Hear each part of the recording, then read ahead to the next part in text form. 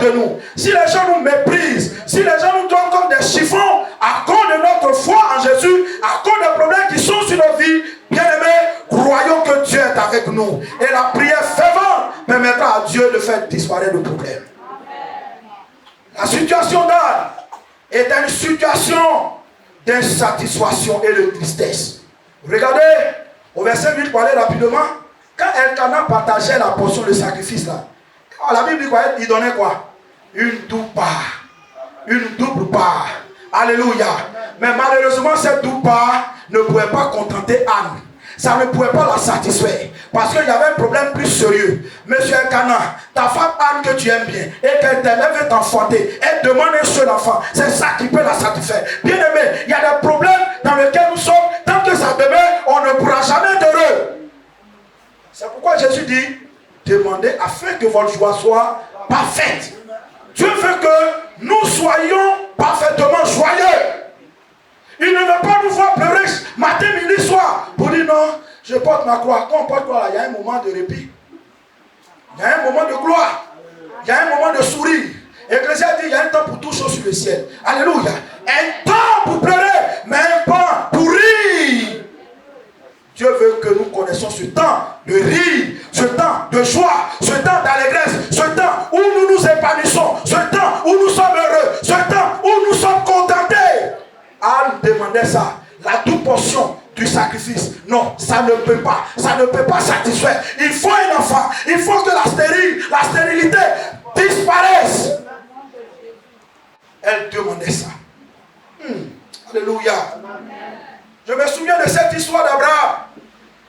Abraham rentre en Égypte et avant, il se concerte avec sa femme Sarah. Il dit, femme, si on rentre, on te demande, faut dire, faut pas dire tu es ma femme, hein. Sinon ils vont te prendre et puis ils vont me tuer. Et Pharaon a pris la femme d'Abraham. Alléluia. Il a pris la femme d'Abraham. Et Pharaon fait du bien. Il donne beaucoup de présents, des servants et des serviteurs, tous les cadeaux à Abraham. Mais je pense qu'Abraham devait souffrir énormément. Parce que sa femme Sarai n'est pas à ses côtés. Tous ces présents ne peuvent pas s'élever à la valeur de Sarai. Alléluia. Il y a des choses que tu as. Les gens te donnent des conseils. Ils te donnent des miettes. Ils t'aident par moment. Mais dis-moi, est-ce que ça là, ça peut te satisfaire? Dis-moi, est-ce que ça là, ça te rend heureux? Dis-moi, est-ce que ça là, ça règle le problème à la base? Il faut l'intervention de Dieu. Et pour que l'intervention de Dieu ait lieu, il faut la prière fervente. Nous allons copier les hommes d'Anne. Alléluia. Anne était dans la tristesse. Quand vous n'avez pas ce qui peut vous rendre heureux, vous êtes triste. Je suis en train de te dire, si tu as la foi et que tu appliques les secrets qu'on va voir après, ta vie sera transformée. Alléluia. Ta vie va connaître un changement. Alléluia. Anne avait l'amertume dans l'âme.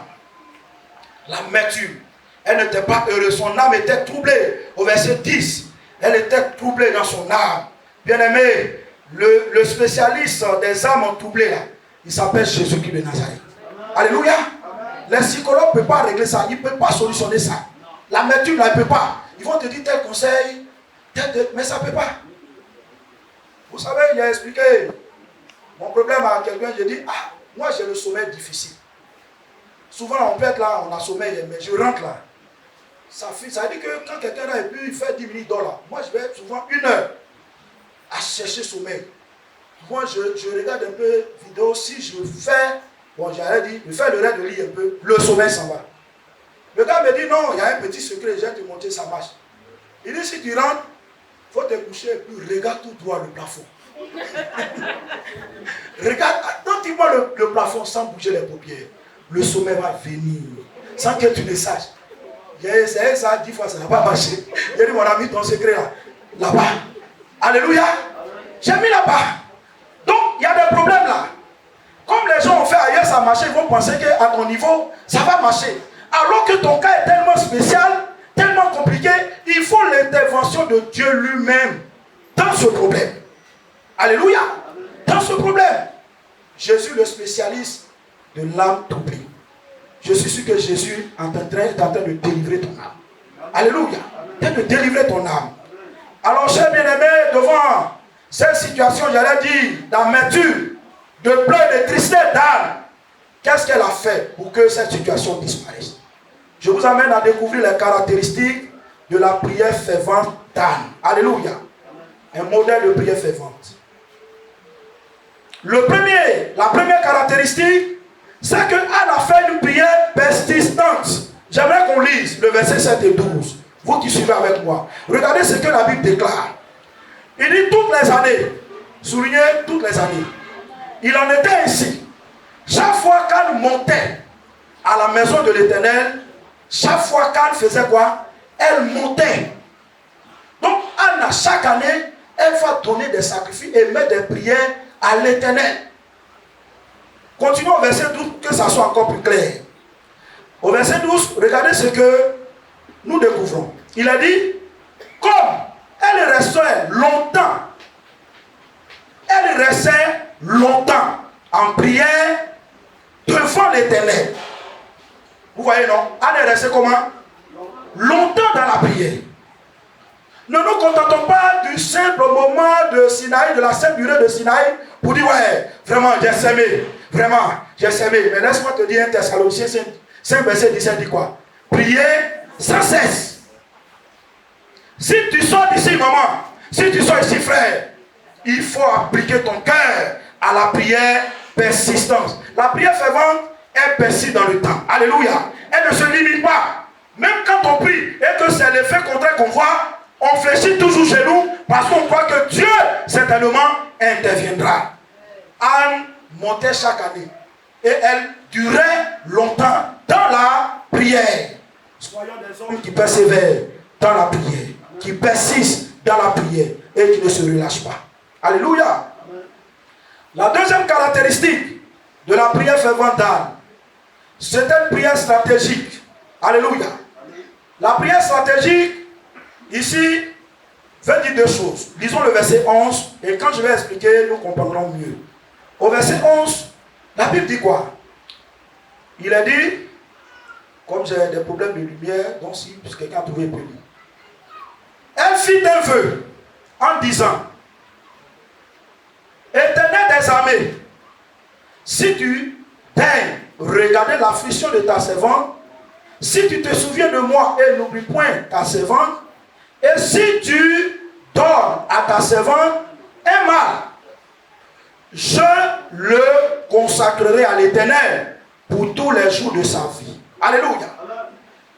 Les éléments que nous pouvons souligner, qui attestent ou qui annoncent la prière stratégique, c'est que Anne a commencé à adorer Dieu. Quand on dit l'Éternel des armées, ça dit quoi? Le Tout-Puissant, le Suprême, il est au-dessus de tout. Donc quand Anne appelle l'Éternel des armées, elle est en train de dire à l'Éternel, tu es au-dessus de la stérilité. Quand nous nous approchons de Dieu bien-aimé, adorons Dieu. Disons celui que Dieu est. Quand quelque chose te tient à cœur, on ne demande pas à n'importe qui. Vous avez un problème dans le corps. Vous devez subir une opération chirurgicale. Allez-vous voir un infirmier? Répondez-moi. Le docteur chirurgien. Alléluia. Donc Anne dit qui est l'Éternel? L'Éternel des armées. Je sais que Seigneur, tu es au-dessus. Tu es au-dessus de la stérilité. La prière stratégique, mais exacte, celui qui est la qualité de Dieu. Qui Dieu est. Souvent nous prions mal. Frères et sœurs, nous allons prier. Oh, Seigneur, je défriche, je brise. Tu ne peux rien défricher ici, tu ne peux rien briser. Souvent, c'est parce que Dieu a pitié de nous. Si on fait trop de rêves dans les prières, tu vas rentrer, tu vas briser, tu ne brises pas. C'est Dieu qui brise pour toi. Donc avant de briser là, Seigneur, je te remercie de ce que par ta mort et ta résurrection, j'ai obtenu plein pouvoir sur le monde des ténèbres. Alors ce pouvoir que tu m'as donné, je l'applique. Alléluia. Je l'applique. La prière stratégique exalte les qualités de Dieu. Qui Dieu est. Connaissons notre Dieu. Je ne sais pas quel problème tu es, mais je veux que tu détermines Jésus comme l'Éternel des armées. Ce matin, mets-le au-dessus du poids de tes problèmes. Il peut tout. Rien ne lui est impossible. Alléluia. Autre élément de la prière stratégique, bien aimé, c'est une prière qui est faite avec précision. Quelqu'un dit avec moi précision. Qu'est-ce qu'Anne a demandé? Voilà. Est-ce qu'elle a demandé, il faut faire ma rivale avant de devenir muette? Est-ce qu'elle a dit ça? Ou bien elle a dit, oh Seigneur, il faut faire pour pas que mon mari, là, même si je n'enfante pas, son cœur n'a qu'à être accroché, attaché. Est-ce qu'elle a dit ça? Elle a été précise. Seigneur, je veux un enfant. Et elle va plus loin. Un mâle.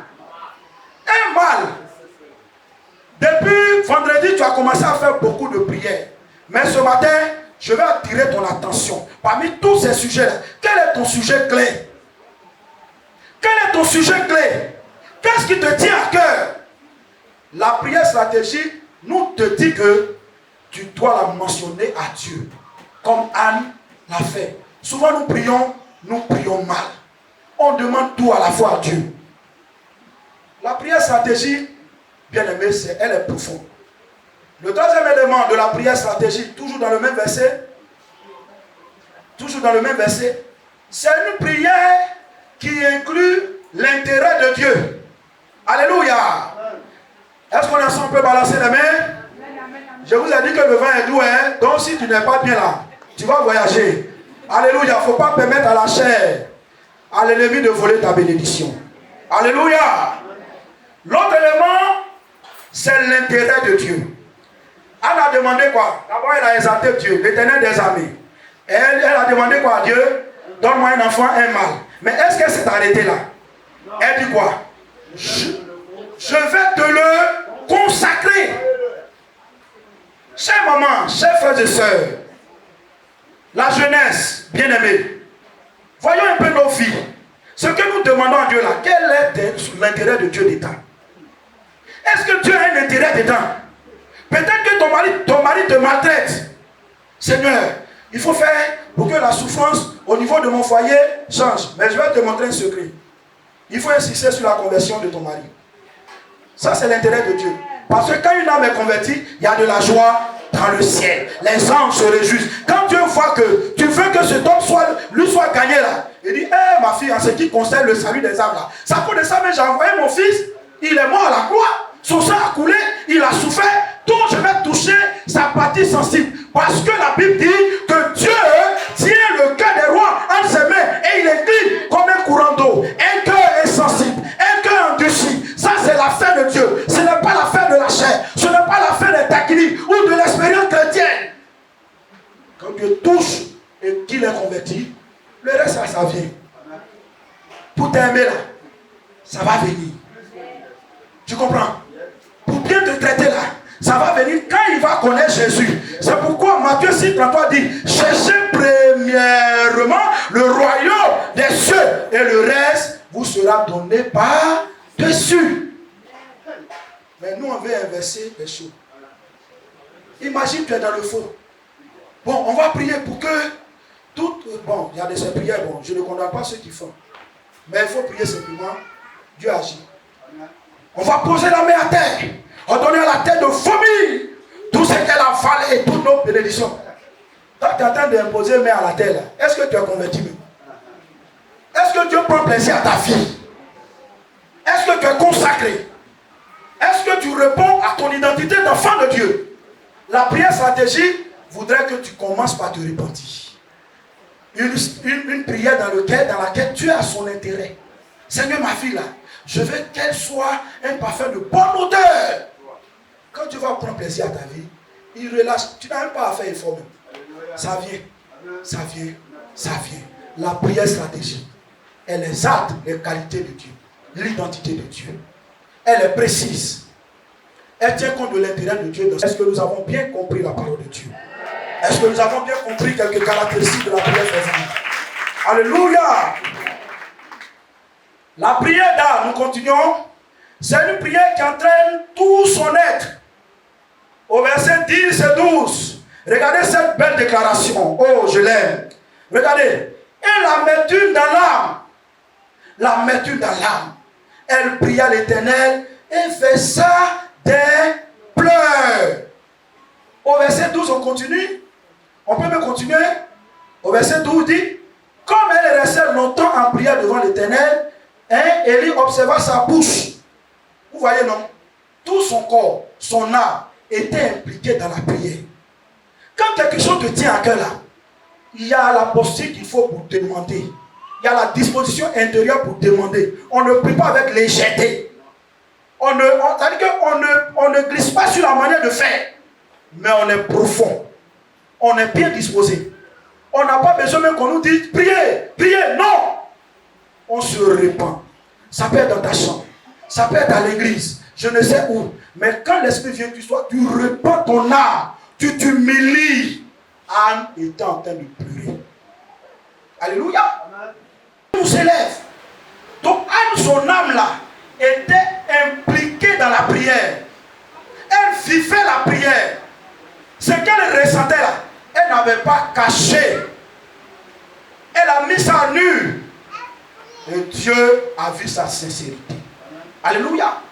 Apprenons à faire la prière, bien aimé, une prière plutôt qui entraîne notre âme.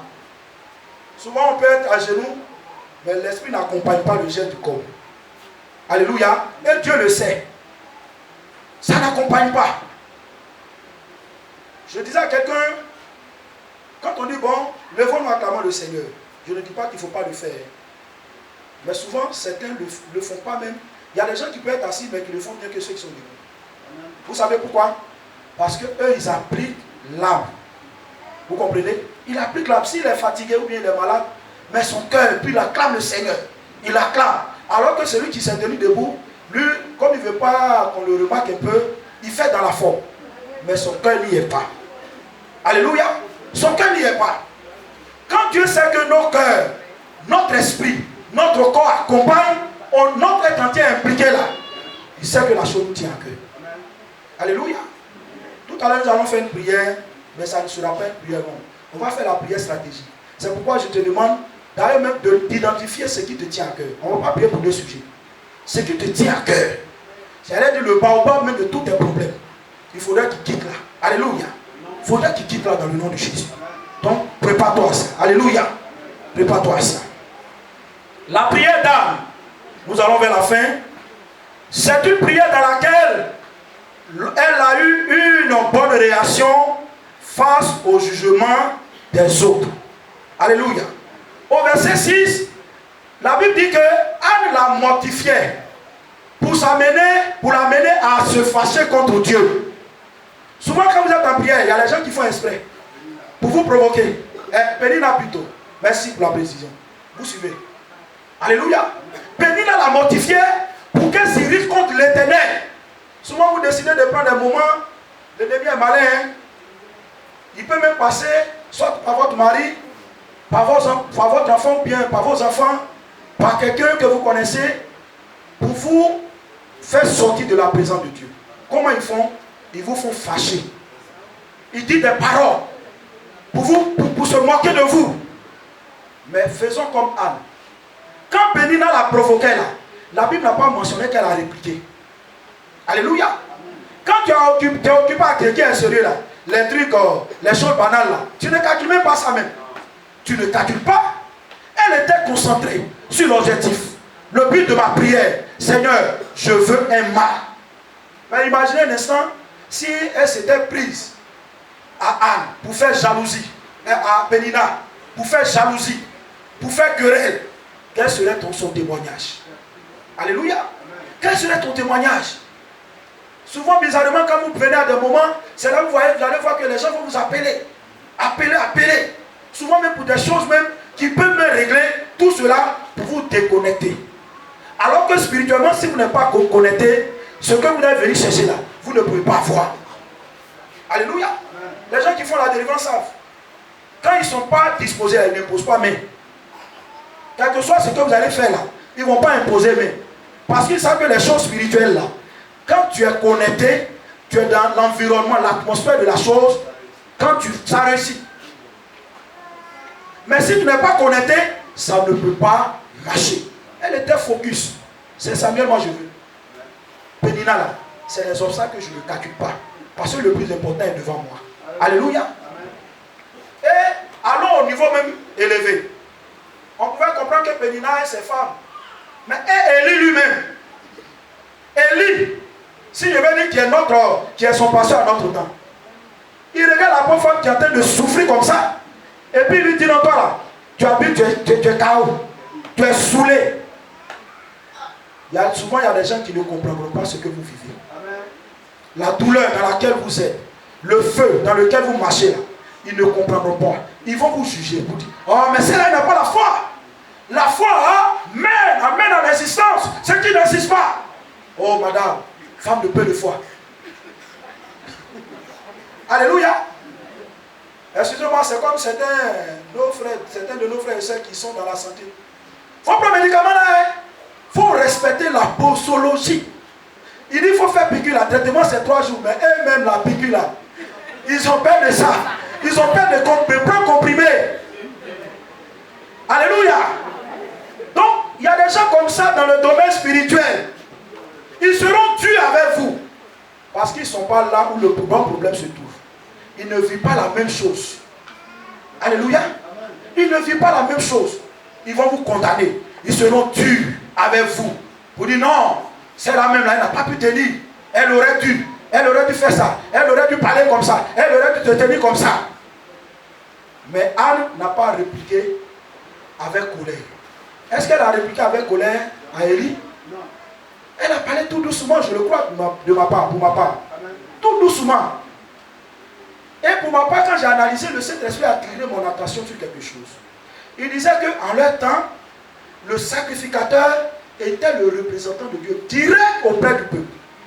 Donc si Anne s'en était prise à Élie, sa prière ne serait pas exaucée. C'est pourquoi quand vous chutez, il va dire va et que l'Éternel fasse quoi? Exauce ta prière. Je fais un petit crochet pour en venir à nous qui avons du mal à obéir à l'autorité. Alléluia. Qui nous spirituels. On a de l'expérience. Bien aimé, l'église n'est pas comme le monde. À l'église, ce n'est pas le méritant qu'on prend. À l'église, on parle de grâce. Et ce qui fait que moi, Kago Olivier, là, tu peux être sachant que moi, connais la Bible de A à Z. Dans l'année là, tu as lu soit 10 fois. Moi-même, je n'ai pas encore fini Genèse, chapitre 2. Tu connais plus que moi. Mais quand on est devant Dieu, l'autorité que Dieu reconnaît là, c'est celle du pasteur. Alléluia. Alléluia. C'est celle du pasteur. Regardez bien. On va venir dans le Nouveau Testament pour ne pas qu'ils disent qu'on est d'anciens. Au temps de l'église primitive, quand les gens vendaient les trucs là, ils déposaient le prix au pied de qui? Des apôtres. Même quand il y a une église qui est ouverte, on contacte les apôtres qui sont à Jérusalem. Quand Paul et Barnabas devaient aller en mission, à chapitre 13, ils ont eu la caution des frères avec qui ils étaient. Ils leur ont imposé, mais ils ont prié pour eux. Je ne doute pas de ta spiritualité. Tu es bien. Tu as un bon comportement, tu sais bien. Mais c'est le petit point noir sur ta vie spirituelle que tu dois corriger. Tu dois enlever. Alléluia. La soumission à l'autorité. Dieu considère ça. Même ce ne sont pas les autorités ecclésiastiques seulement. Là où tu travailles, il faut être soumis. Alléluia. Il faut être loyal. Quelqu'un disait, il y a des gens là, en genou là, ils sont en genou. Mais pendant qu'ils sont en genou, ils sont en train de fouiller sur ta tête. Ils fouillent là. Comme pour dire quoi? Une soumission dans la forme. Mais dans le fond, rien n'est de tel. Alléluia. Et il dit à Anne, va, et que l'Éternel exauce ta prière. La même année là, qu'est-ce qui s'est passé? Elkana allait, il pensait que c'était le même truc. Mais la donne a changé. Alléluia. Parce que Anne a fait une prière fervente. Alléluia. Malgré la situation, elle a persisté dans la prière. Elle a fait une prière stratégique. Elle a fait une prière qui a entraîné tout son être. Et elle a fait une prière dans laquelle elle n'a pas réagi méchamment face aux propos de ses détracteurs. Bien-aimé, que Dieu bénisse sa parole. Et que ce que nous avons dit sur la prière d'Anne s'applique dans ta vie désormais. Au nom de Jésus-Christ de Nazareth. Amen. Alléluia. Nous allons nous lever. Je vous ai dit,